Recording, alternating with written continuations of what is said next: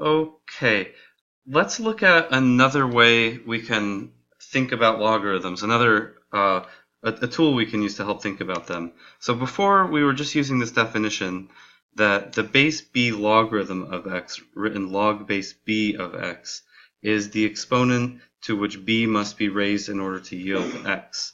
So let's think of this another way, just in terms of equations, if this wording is confusing. So I'm going to try to write the same thing as this definition is saying, but just let's say that log base b of x is what we're talking about. This is the base b logarithm of x.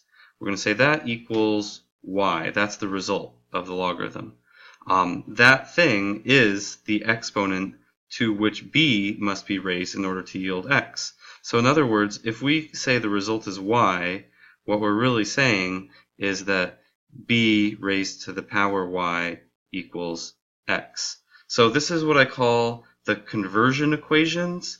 These are two things that say the same thing, but one is written in logarithmic form and the other one is written in exponential form. But we call these the conversion equations because they help you convert between facts you know about logarithms and facts you know about exponents. So let's do an example of using that here for this example 2, where we're going to take these exponential equations, which right now the way they look is kind of like the thing on the right here, but we want to rewrite it as a logarithmic thing like the one on the left. So for a, what we're going to say is the 2 is the the negative 1 is the exponent. That's like the y here. And so that should be the result of the logarithm. And the base of the exponent 2 is also going to be like the b here, the same thing as the base of the logarithm. And then the result of the exponent, the result of the exponent, yeah, the 1/2, that's like the x here, that is the input into the logarithm. So we're going to have that 1/2 here.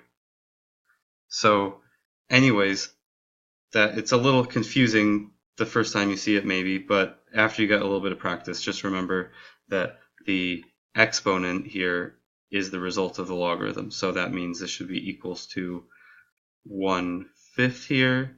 And the base of the exponent is also the base of the logarithm.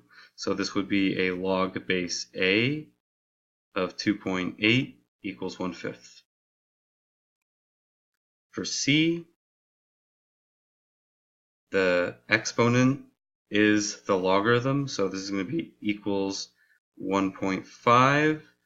And it's going to be a log with a base equal to 6 of t. So in other words, log base 6 of t equals 1.5 because 1.5 is the exponent of 6, which results in t.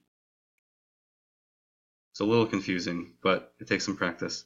Here, the exponent is v, so that's going to be the result of the logarithm. And it's going to be a base m logarithm because that is the base of the exponent. And the input is 3k.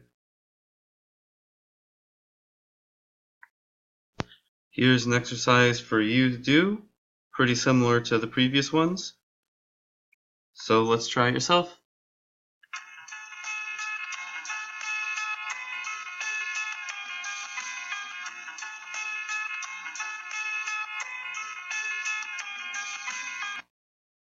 Here's what I got.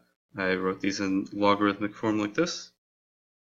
And now let's look at one similar example here where we want to rewrite something in exponential form.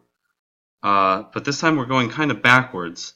So we've already got it as a logarithm and we want to write it in exponential form. So we're still going to use the same idea that a log base b of x equals y, is an equation that really means b to the power y equals x. So in this case, the base of the logarithm is 4. That should still be the base of the exponent. So that would look like 4 to a power. But the 3y here is the result of the logarithm. That should be the exponent, 3y, and that should equal 16 to the power x.